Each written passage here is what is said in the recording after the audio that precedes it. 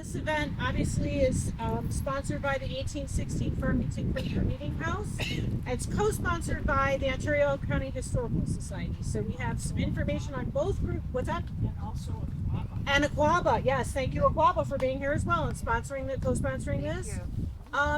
There are seats up here in the front if people want to come join us up here. There's plenty of water. Please make sure you stay hydrated. There's small water bottles in the red cooler and bigger bottles in the blue cooler. Please help yourself to that. So our program today is going to consist of some singing by the Rochester Women's Community Chorus. Yay. They're going to start us off today. We're going to start off with a song. Then we're going to hear from Preston Pierce, who is the Ontario County historian. Just a wealth of information about Ontario County. So he's going to talk a little bit about Austin Steward. Then Nancy Tolliver is going to talk. She was a friend of Austin Steward's, and she's going to talk about that relationship. We're going to do 2 more songs by the Rochester Women's Community Chorus. Then Chester Freeman is going to speak and maybe sing as well. Yes, okay. And then we're going to finish with 1 more song. So thank you all for being here. And without further ado, I think I'm going to turn it over to the Rochester Women's Community Chorus. And thank you for being here and being part of this event. You do that. Stand over here so you can see everyone.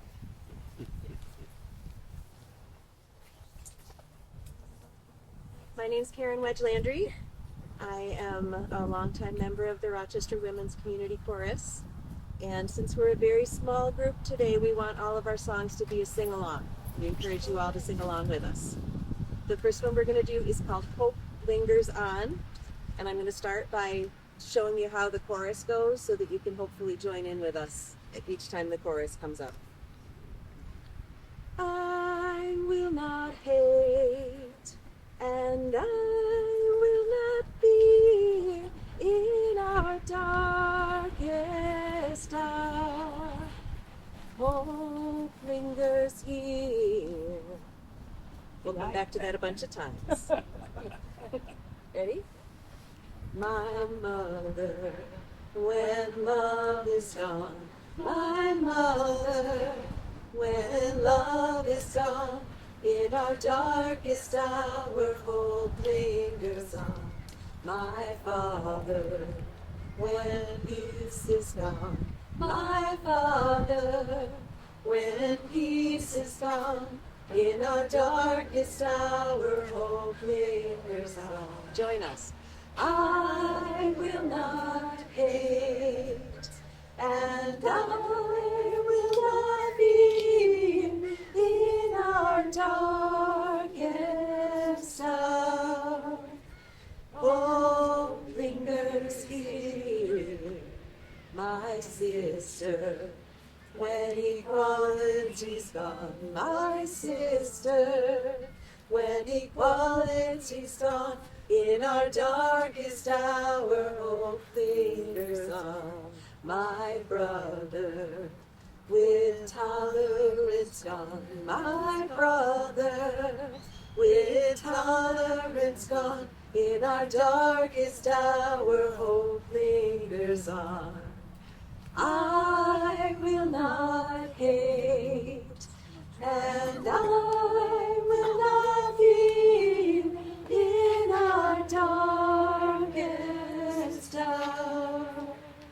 Hope lingers here, my love, when honor is gone. My love, when honor is gone. In our darkest hour, hope lingers on. My country, when justice is gone. My country, when justice is gone. In our darkest hour, hope lingers on.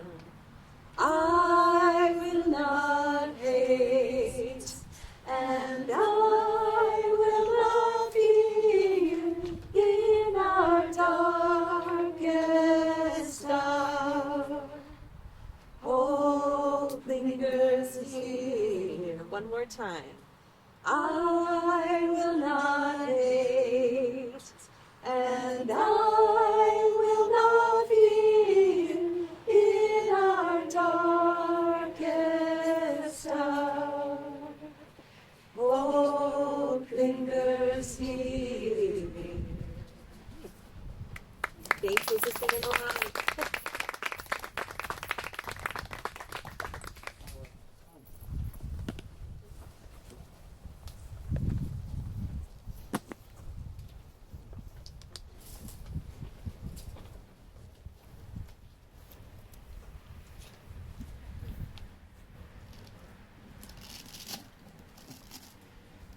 Well, good afternoon.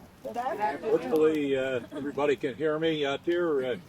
I learned a long time ago that sound has a tendency just to vanish in the great expanse of the outdoors. So I hope I'll be a little equal to that today.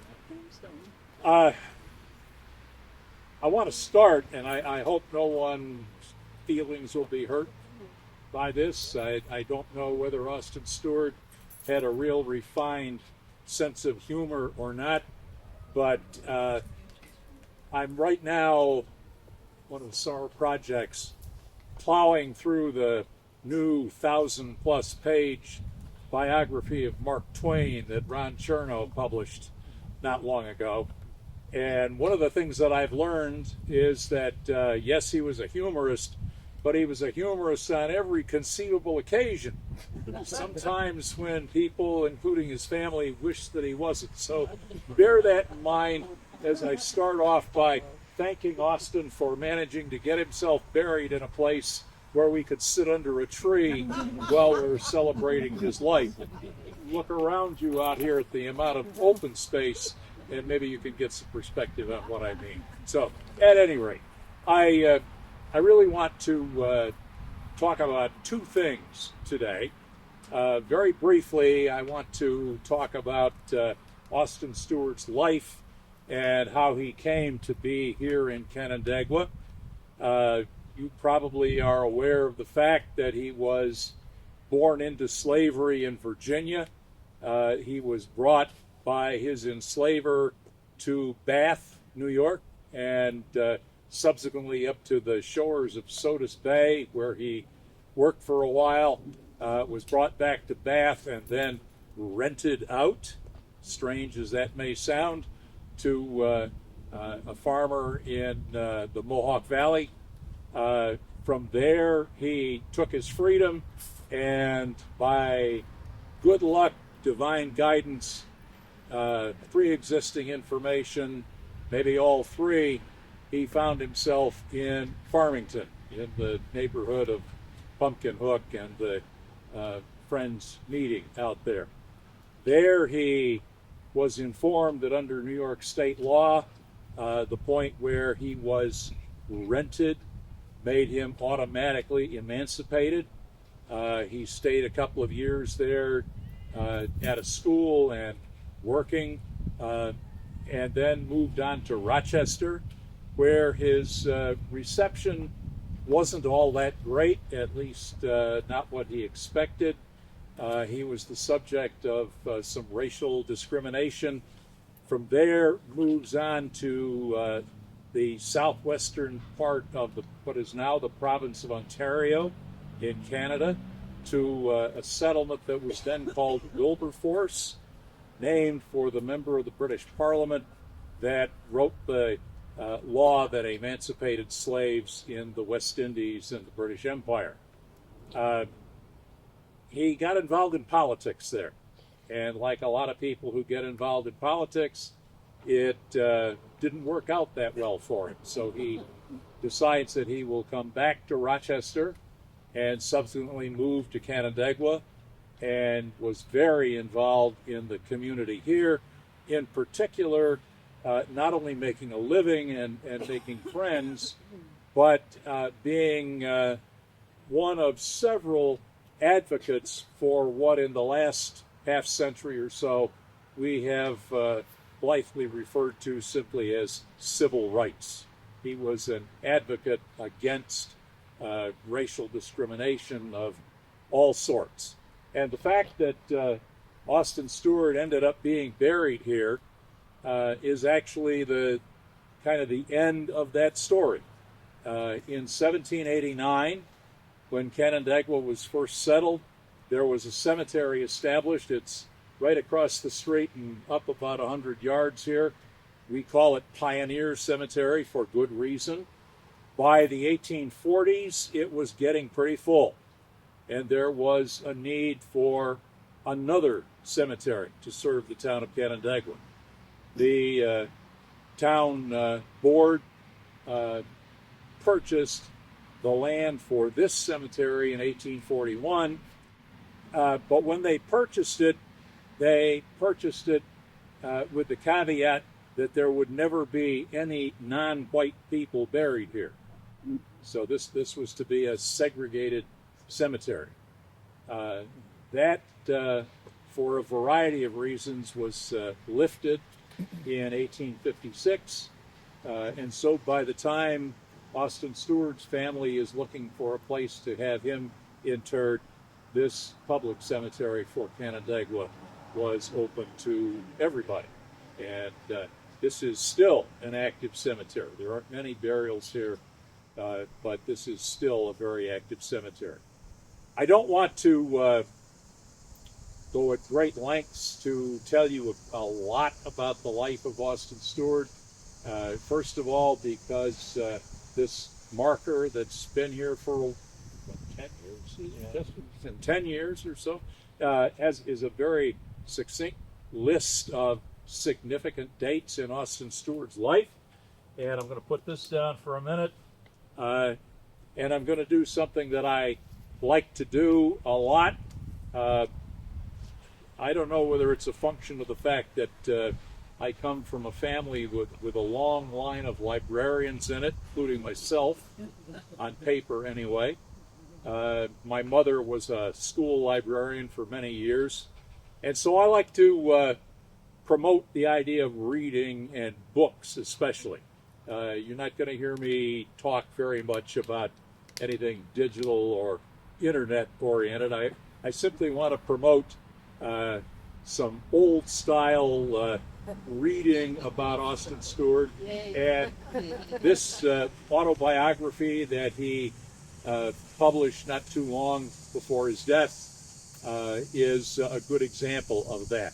There are very few original copies from 1857 that are available. The museum's got at least one, but it has been reprinted and republished.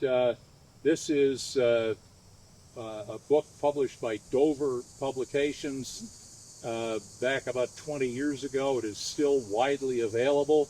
Syracuse University Press also has reprinted it about 15 years ago. Still available, as I checked last night. And so there are others. Addison Wesley Publishers back in the late 1960s put it out. So if you're looking for a copy of this, there are a good many of these in local libraries, schools and public libraries, and you can certainly buy one new or used for a very reasonable price on some bookseller like Amazon. There I go talking about the internet, but that's a good place to get something that's not internet. And I would really encourage you to read what Austin Steward has to say about his life in his own words. He sat down to write this. Now, the other thing that I do want to say a little bit about today is that it's no accident that we're meeting here on the 1st of August. I hope all of you understand that.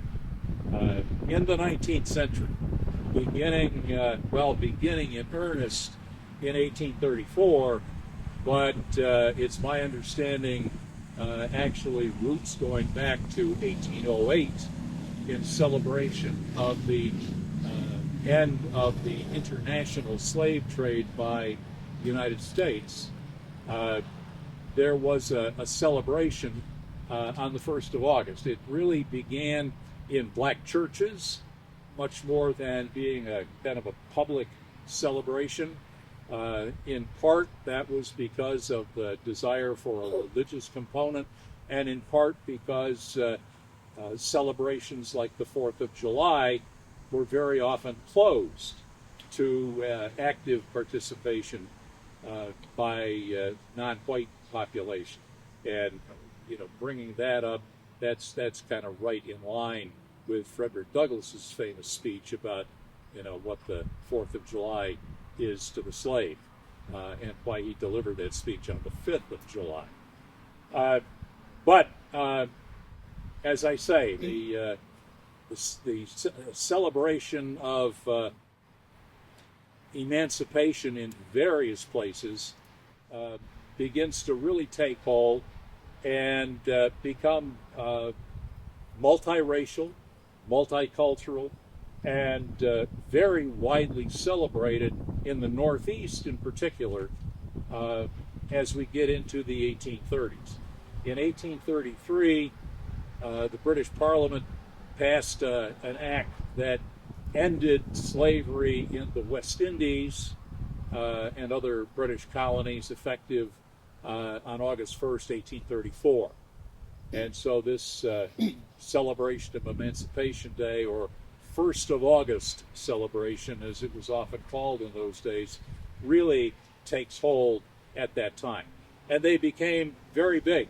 In 1828, we know that Austin Steward hosted a meeting planning for a 1st of August celebration in the Rochester area before he ever moved to Wilberforce, Ontario. The committee at that time decided that it cost too much, and so they didn't carry that out in the Rochester area. But after he returns, and especially after he moves to Canandaigua, there is already a much bigger movement afoot. In 1847, literally thousands of people come here to Canandaigua for the 1st of August, or Emancipation Day celebration, which began with speeches up on North Main Street at a place called the Academy Grove. If you're from Canandaigua, that's where what we call now the old Canandaigua Academy is located.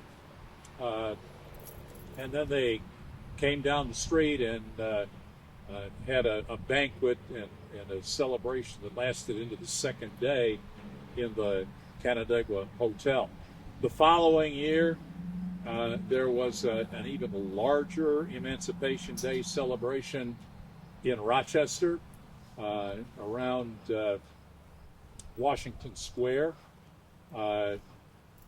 Featured speakers like, Frederick Douglass was local, but a number of other very well-known black inspirational speakers coming to Rochester, coming to Canandaigua. And from then on, every year, for about 20 years, there was a celebration of the 1st of August. Now, it wasn't always on the 1st of August. Sometimes 1st of August was on a Sunday, and there was a reluctance to celebrate on a Sunday, so the celebration was on the 2nd or 3rd or 4th for some other practical reason.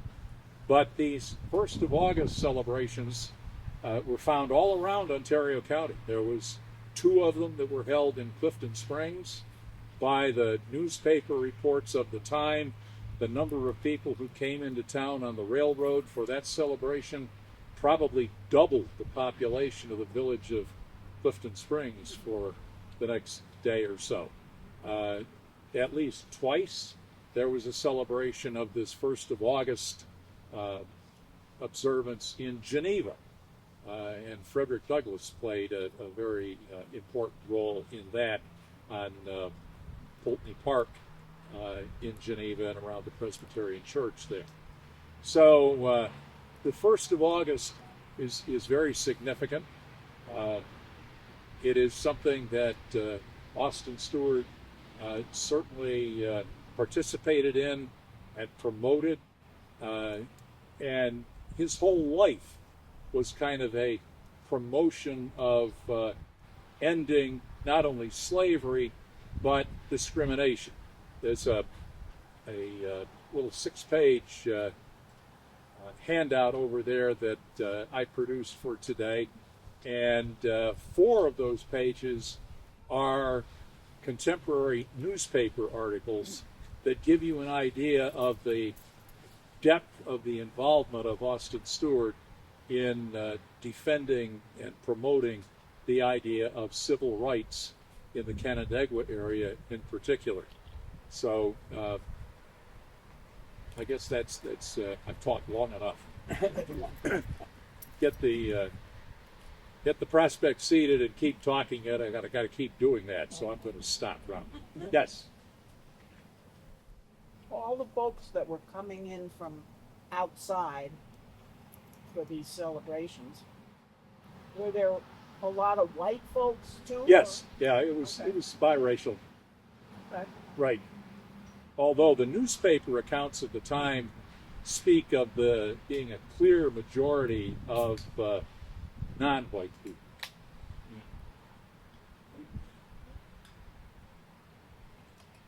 They also Enough said. Thank you.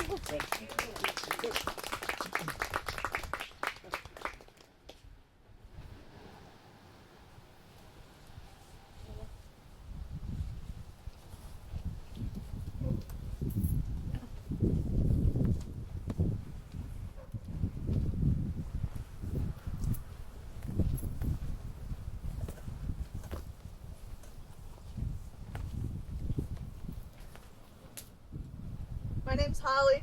Again, this will be I'll try to teach you it, and then we'll sing it together. So, it's called "Peace Somehow" by Avi Kaplan. So it's high on the mountain, with a little higher. High on the mountain. So high on the mountain, deep in the trees. Deep in the trees, flow with the river, flow with the river, fly on the breeze, fly on the breeze, sunlight peeking through the rain, sunlight peeking through the rain, take the toil and the pain, take the toil and the pain. Breathe in, breathe out, breathe in, breathe out. Find the peace somehow, find the peace somehow. Spirit is calling, Spirit is calling through the wind. On the pine, through the wind on the pine, heal the heart, heal the heart, free the mind, free the mind. Sunlight seeking through the rain, sunlight peeking through the rain.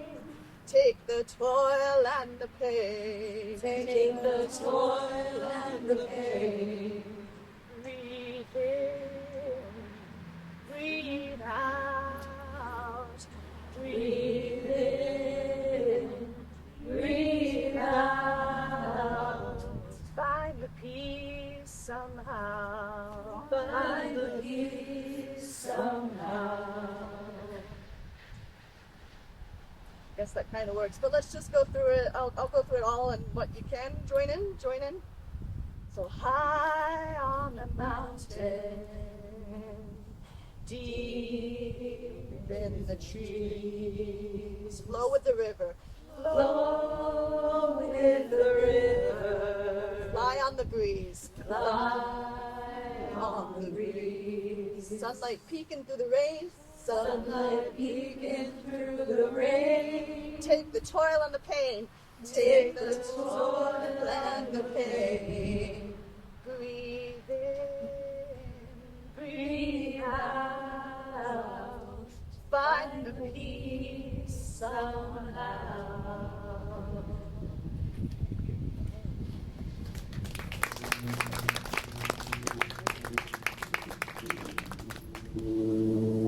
is one that they don't have to learn from me. This is the sound of one voice, one spirit, one voice.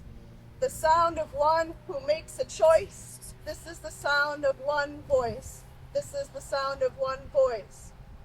This is the sound of voices too. The sound of me singing with you, helping each other to make it through. This is the sound of voices too. This is the sound of voices two. This is the sound of voices three, singing together in harmony, surrendering to the mystery. This is the sound of voices three. This is the sound of voices three. This is the sound of all of us, singing with love and the will to trust. Leave the rest behind, it will turn to dust. This is the sound of all of us. This is the sound of all of us. So I'll sing the first verse, and then they'll join in, and hopefully you can join in as well. So it can truly be all of us. This is the sound of one voice, one spirit, one voice. The sound of one who makes a choice. This is the sound of one voice. This is the sound of one voice. This is the sound of voices too. The sound of me singing with you, helping each other to make it through. This is the sound of voices too. This is the sound of voices too. This is the sound of voices three, singing together in harmony, surrendering to the mystery. This is the sound of voices three. This is the sound of voices three. This is the sound of all of us, singing with love and the will to trust. Leave the rest behind, it'll turn to dust. This is the sound of all of us. This is the sound of all of us. Thank you.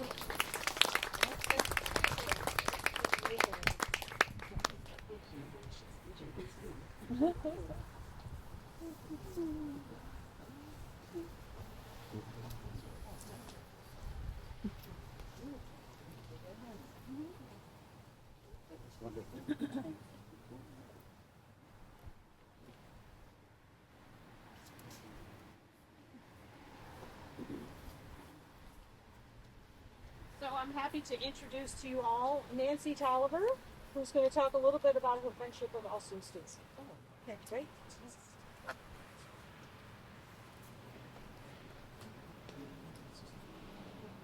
My name is Nancy Tolliver, and I'm one of the many slaves that came from Prince William County, Virginia, to Bath, New York, and settled in Bath, New York. I came up here with Austin Steward and a whole lot of other slaves brought up here. First, let me tell you about our master. Our master was a gambler. And the reason he left the South is because he lost all his money. He lost everything but his slaves. So he brought his slaves up north to New York. At first, we settled down in Sodas, thank you. We settled in Sodas. But Sodas was hard. We weren't used to that kind of work. We were moving stuff around, and they cut down logs, and they carried it over here, and they cut down logs, and they carried it over there, and this one was going this way, and that one was going that way, and it was just a big mess. It was horrible. So finally, he decided he's going to leave, and he went to Bath. Now, why do you suppose he decided to go to Bath? Anybody have any idea? He was a gambler. That's how he lost all his money. Bath had a big racetrack, and it attracted a lot of Southern planters. He was not the only one. There were others. So as a result, Bath, New York had a huge population of slaves. Very few people know that. But there was a huge population because you had about 7 or 8 slave owners. And it depends on what they did. You know, they were cooks, and you really couldn't pick cotton up here. No. They were cooks, and they were farmers, and they made knitting and weaving stuff and all kinds of things. Cleaning house, but they weren't cotton pickers or anything like that, because there wasn't any. They did grow corn. They were farmers. They grew corn and different things like that. So there wasn't really a lot of work for slaves, and that's how slaves got hired out, like Austin Steward. Now I want to tell you, we came up here with Austin Steward, but Austin Steward was a little baby when he came up here. He actually walked up here with his father, had him on his shoulders to walk him halfway, because that was a long walk. It took us about 2.5 months to get up here, because it was a long walk. So he was just a little baby then. I had known him from a little child all the way up, and he played with my sons and everybody else up in Bath. And he learned to read and write, and wrote an autobiography. So that's one of the ways that you can learn a lot about how we fared here in the state of New York. And I tell you, my descendants still live up here. We went from Bath, and then my sons and grandsons moved over to what they call the Southern Tier. Anybody know where that is? Mm-hmm. Yeah. Places like Wellsville, Friendship, Sile, Portville, Cuba. All of my relatives live in that area. Well, lived in that area until recently. But we have been here for a while. Our family has been in the state of New York since the 1790s. So we've been here for a while. So my people have been around. Now, when you read, when you're doing history, look for reading. Now, I can't read, but those who can read can find out a lot about what's going on, especially in our community. Now, the gentleman that was just up here was talking about Emancipation Day. I'm sure none of you have even heard of that. How many have heard of that before? That was a big event among African Americans, especially in New York State. And I can remember, going back and forth and out of character, people went to the Emancipation Day celebrations right up until 1967. It kind of faded out after that. But here in Rochester, where I'm from, they were around since 1967. Get back to Mrs. Tolliver. Mrs. Tolliver was my great-great-great-grandmother. And her husband, William, she and her husband, William, came up here with the whole group of slaves. And we had some kids, but the most well-known of them was Humphrey. Humphrey Tolliver got rented out. He worked here, he worked in Bath, and he got rented out to the boats, to some of the boat captains that rowed the boats in the Finger Lakes area and in the Great Lakes, and he wouldn't come back after that. So we didn't see him much longer, because he wouldn't come back. He married an Irish girl whose parents died on their way to America. And she was an orphan, but she was older. So he married an Irish girl, and they had a house. They lived out in Tonawanda area in Buffalo. And they lived out in Tonawanda, and they just tore their house down in like the 1930s. But what he did, he was a cook for the Seneca Indians, and he was also keeper of the Seneca Indian burial grounds, and he took his job seriously. You didn't go messing around in the Indian burial ground.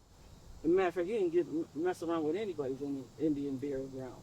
But that was his job. He was the upkeeper. He kept it up, kept it nice looking, and occasionally he was a caterer.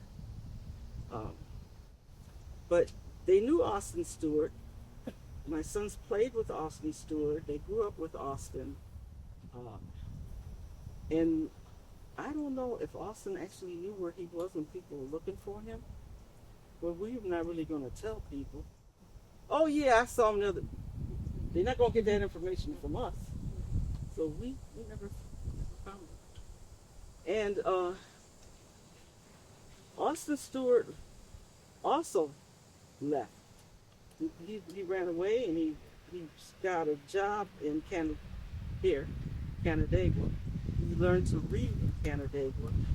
And the first thing he did when he got a job, his first pay, what did he buy? You know what he bought? Spelling. Books.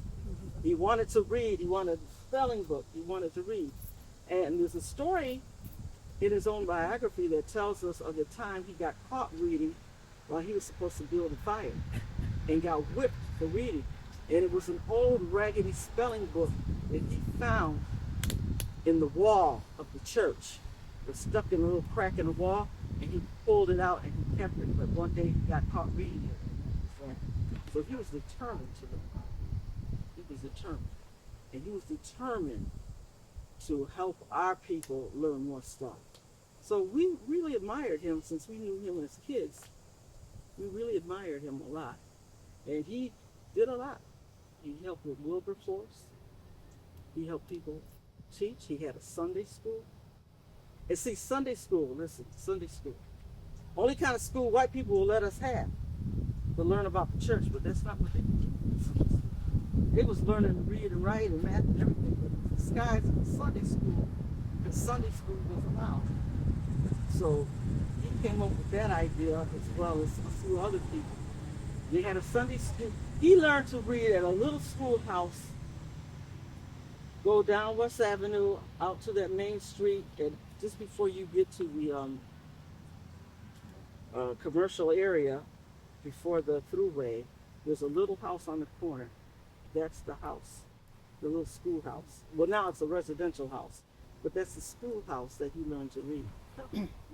And then he took his learning and brought it to Rochester and taught Sabbath day school, they call it, a Sabbath day school.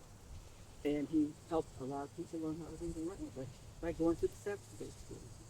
And of course they were learning some biblical studies as well, but also to read, write, and do math as well. So that's what Austin Steward did, and he's close with my sons. And there's another story in his autobiography. Anybody read his autobiography? It's a story about going to the church and then witnessing his sister being whipped by her master. Him and a few other folks. Well, a few other kids his age. Two of them were my sons. So that stuck with them for a while, and it's a very dramatic experience for them. So, yeah, so that didn't go over well, and which is why two of them left as soon as they could leave. What else can I say about Austin Steward? We love him for what he did, and he kept going further and further. He went from the Sunday school to the encampment out in Canada, Wilberforce. A shyster took all that money. They gave the money to a man to go buy materials. He took the money for himself. Never came back. So that was like a tragedy. Awesome. Take questions, Robin? Pardon? You want to take questions? Oh, okay, I'll take questions. I'm sorry I've been in and out between myself and Oh, yeah, Nancy, I meant. and Nancy Tolliver. I'm Nancy Tolliver, I'm sorry that I couldn't, and I'm Robin Nowell the other day. But anyway, any questions? Any questions? Okay. So now it's time to hear from Chester Freeman, who's going to talk a little bit and then share a song with us. Okay. If you'll forgive me, I'm recovering from cancer, so I'm going to sit. I'm a little unsteady. Can you talk loud, Chester? Sure.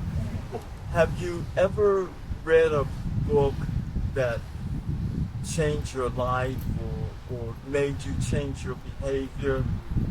That's what reading Austin's book did for me. It motivated me to do something. And when I discovered that he was here in Canandaigua, I came to this grave site and it was all overgrown and grass was growing wild. And I said, I can't let this be. And I started picking up the weeds. And then I went to the Historical Society and I asked them, I said, what about getting a marker for Austin's grave site? And they said, we don't have the money for a marker. I said, I'll pay for it. So at this time, it was 4 years before the celebration of his death. I said, I'll make monthly installments for 4 years to pay for the marker. And they said, great, we'll accept the money. and then I asked, what about having a service when we installed the marker? They said, we've never done that before. I said, I'll write a service for it. I'm a minister, I can do that. So I wrote a service for the installation of the marker. And it turned out to be beautiful. And this was the feeling that I couldn't let go. And my family said, you're obsessed with Austin and you're obsessed with him. And I said, I know, but I feel compelled. It was like something that I couldn't stop. And one of my friends said, I feel as if you're the reincarnation of Austin's son. I said, that's what I feel. I feel like I owe him something, like I need to give him something, like he needs to be recognized. So this is the recognition. And when I designed the marker, I read his book and I tried to go through it and find all of the significant things that I felt were important. And that's what you see on the marker here. I designed it, I created it, I paid for it, I did everything I could to recognize him. So now this celebration is just a wonderful experience for me to witness, especially since I almost died in December, and I was hoping that I could make this service to honor Austin Steward. And I want to share 3 stories with you, and I'm going to sing a song, a spiritual, called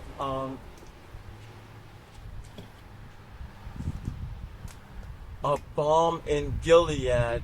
And as I sing this, I want to tell you 3 stories that I want you to think about. The first one is the accounting that Austin writes about of his daughter going to the door and discovering an emaciated Indian standing there and asking for help.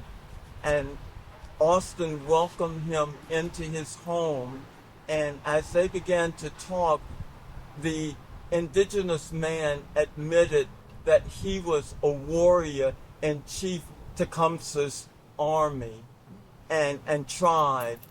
And Austin was just amazed by this. And so today, when I sing this song, it's not only in honor of Austin, but it's in honor of Chief Tecumseh and all of the tribes that he brought together. He was the one who said, let's all join together in this effort. And so I honor Austin and his compassion for bringing this Native American man into his home and feeding him and giving him comfort and making him feel like he was a part of his family. And that's who Austin was. He always had an open door and welcoming everyone into his home. And that's the way his children were raised, how his wife was, how they all were. The second story is about the death of his daughter. I want you to think about this. His daughter died at 11 years old. And I just want you to think about what that felt like for him to experience when, I think we all know that fathers and daughters have a special relationship. And this was true with Austin and his daughter. And just imagine when he did everything he could. He got a doctor to come. He sat with his daughter by her bedside as she was dying. And just imagine what that was like for him to lose his daughter, his beloved daughter. And if any of you have experienced a loss in your family, I want you now to think about what that felt like and to put yourself in Austin's shoes and to realize what he felt.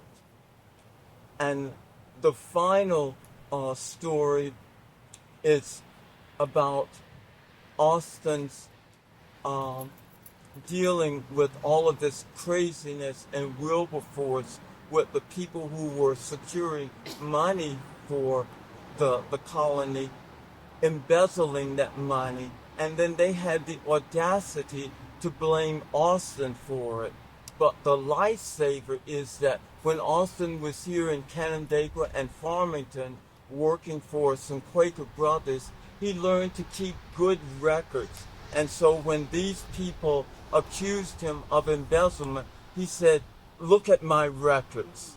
Look at my records. They stand for themselves.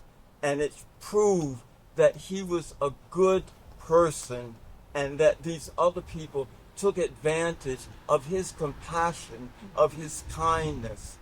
And that's why he had to leave the colony, because he had given everything. He closed his business. He gave all of his money to help the slaves, and then he lost everything. And so when he came back to Rochester, he had nothing at all, but his children and his wife. And the great thing is the good people of Canandaigua who were Quakers stepped up to help him and to help him to rebuild his life again, and so that he could write this book which we are all honoring today, his life.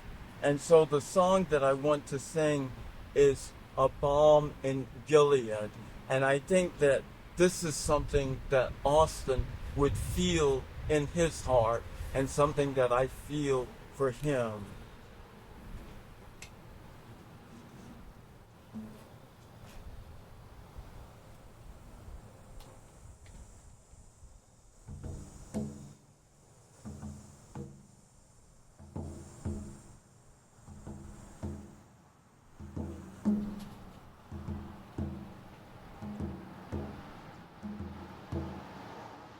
There is a balm in Gilead to make the wounded whole. There is a balm in Gilead to heal the sin-sick soul.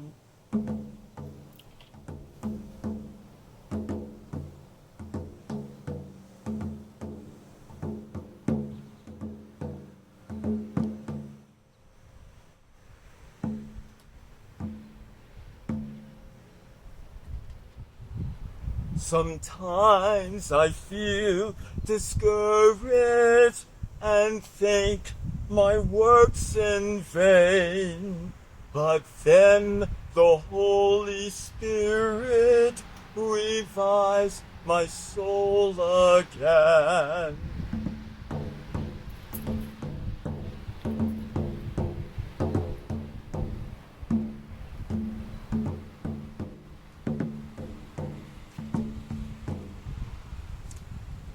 There is a balm in Gilead to make the wounded whole. There is a balm in Gilead to heal the sin-sick soul.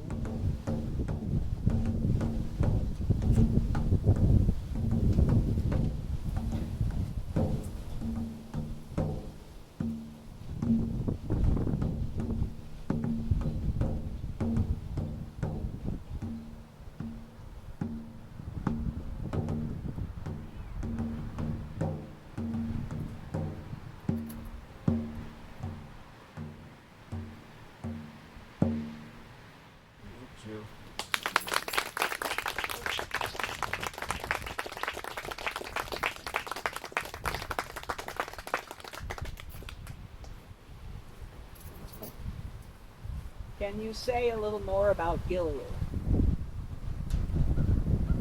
I think that it's a spiritual, and I think that Gilead would be the place of resolve for Austin. I think it's something that he would feel in his heart. And when the song says, when I feel discouraged, and I know that Austin must have felt discouraged so many times with the death of his daughter, with all of this embezzlement that was going on, and all of the heartache of the colony. And Gilead would be the healing for him, the healing that would come from all of this, and what would allow him to go on and to live.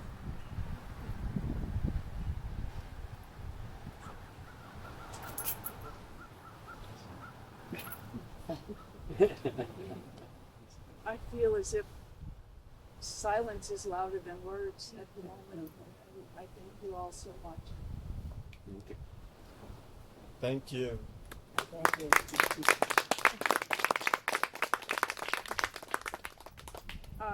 Does anyone have questions you'd like to ask of Chester Freeman or Robin Nowell? Which church are you a minister at?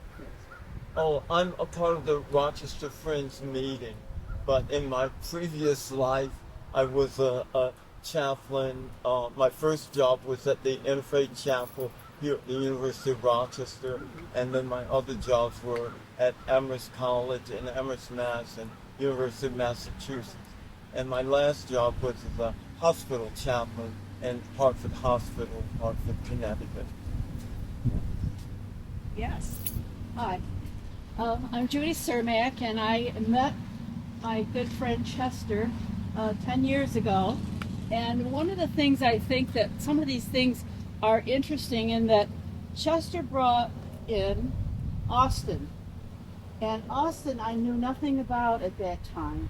But how things change with a little connection here, a little connection there, hearing from different peoples, during that time period, and how we've stayed connected over the years, and then to see you again, and we both are still here. It's exciting. And I think that that's one of the things too that is so important as we celebrate these kind of days, is that it's not just Austin, we're celebrating our connections with each other too. Oh, that's so true. Thank you. The songs were so beautiful in that context to bring us together. They were just really wonderful. Our last song is called Be the Change. Yes. I'll give you the lyrics and then feel free to join along with us. Be the change you want to see in the world, and change will come to you. Be the voice you want to hear in the world, and change will come to you. Be the light you want to shine in the world, and change will come to you. Then we'll probably loop back around and sing Be the Change one more time. Be the change you want to see in the world. Be the change you want to see in the world. Be the change you want to see in the world, and change will come to you. Be the voice you want to hear in the world. Be the voice you want to hear in the world. Be the voice you want to hear in the world. And change will come to you. Be the light. Be the light you want to shine in the world. Be the light you want to shine in the world. Be the light you want to shine in the world. And change will come to you. Be the change. Be the change you want to see in the world. Be the change you want to see in the world. Be the change you want to see in the world.